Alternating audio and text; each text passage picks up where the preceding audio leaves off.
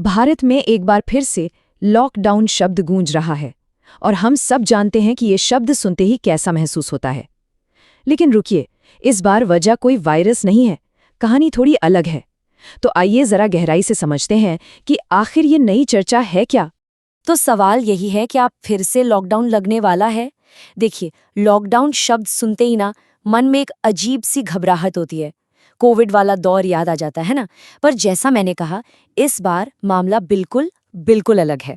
जी हाँ, इस बार जो खतरा है वो किसी वायरस का नहीं है, बल्कि वो है एनर्जी का, ऊर्जा का। एक ऐसा संकट जो हमारी मतलब हम सबकी रोजमर्रा की जिंदगी को पूरी तरह से बदल सकता है।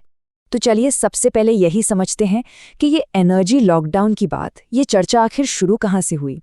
अचानक से ये शब्द इतना बड़ा मुद्दा क्यों बन गया। देखिए, इसकी जड़ें ना हाल की कुछ घटनाओं में हैं। सबसे पहले तो संसद में प्रधानमंत्री ने ग्लोबल सप्लाई चेन की दिक्कतों पे जोर दिया।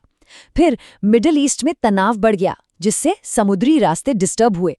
इसके बाद 25 मार्च को एक बड़ी ऑल पार्टी मीटिंग भी हुई। और बस इन्हीं अलग अलग कड़ियों को जोड़कर सोशल मीडिया पर एनर्जी लॉकडाउन की बातें शुरू हो गईं और देखते ही देखते ये एक ट्रेंड बन गया। तो अब सवाल आता है कि आखिर ये एनर्जी लॉकडाउन है क्या भला।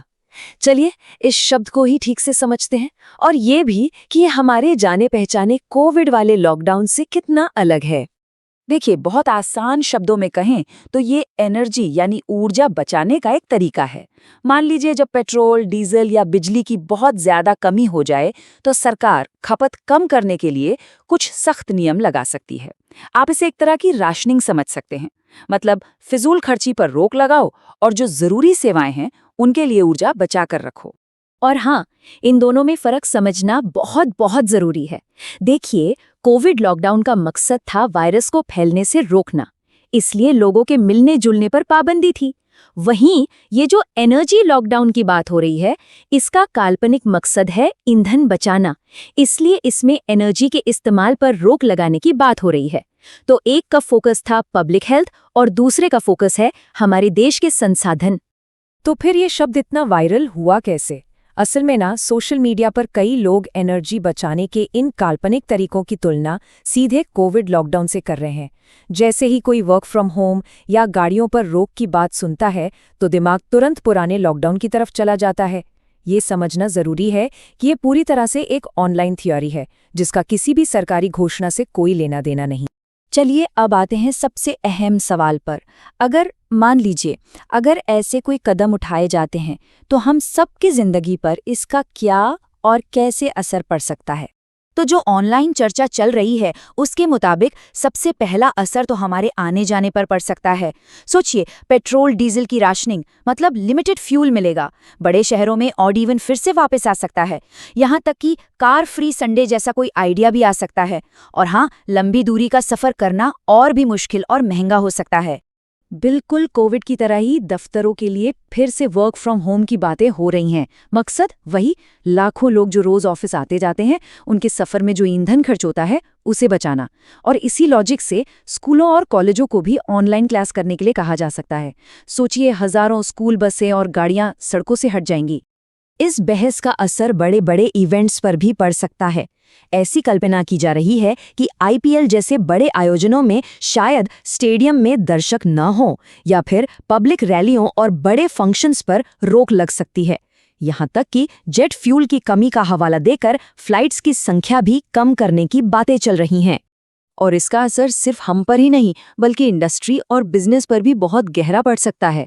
कहा यह जा रहा है कि होटलों और रेस्टोरेंट्स को कमर्शियल गैस सिलेंडर मिलने में दिक्कत हो सकती है और घरों में गैस की सप्लाई बनी रहे, इसके लिए इंडस्ट्री की गैस सप्लाई काटी जा सकती है।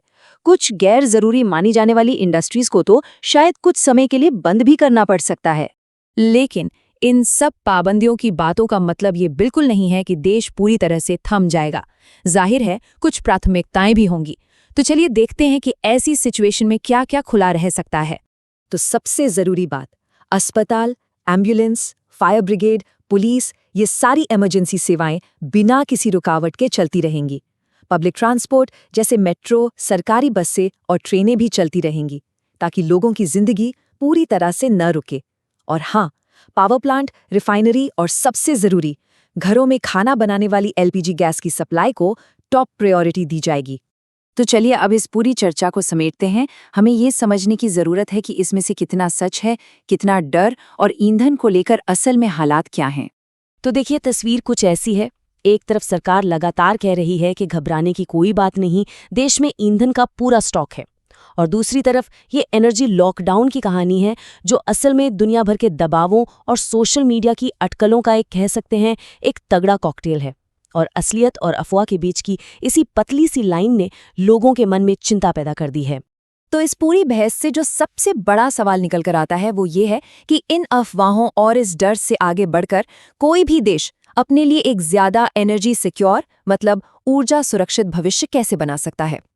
ये एक ऐसा सवाल है जिस पर हम सभी को सोचने की जरूरत है।